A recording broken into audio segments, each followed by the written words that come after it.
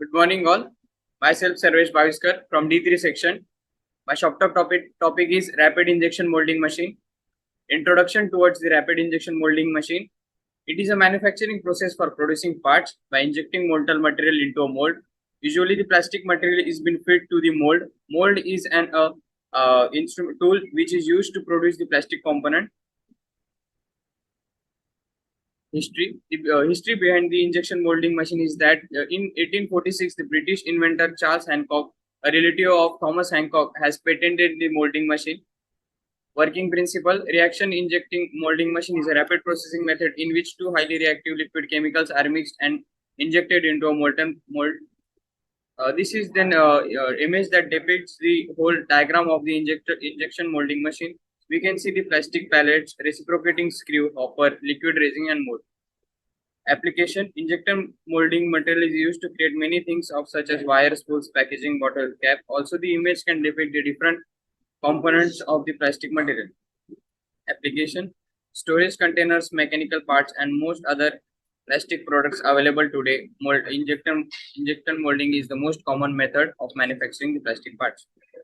Disadvantage: high initial cost of machinery, part design restriction, difficulty in getting accurate costing, long lead time.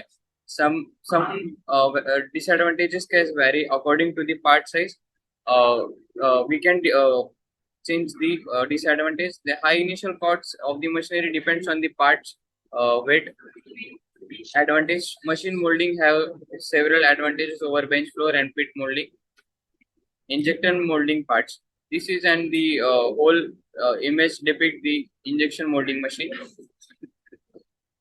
Hopper dryer system is the new system introduced towards the modern industries. Hopper dryer removes the moisture from the plastic material, which is fed into the injection molding machine. This is the image which depicts the hopper dryer system. We can see the control panel.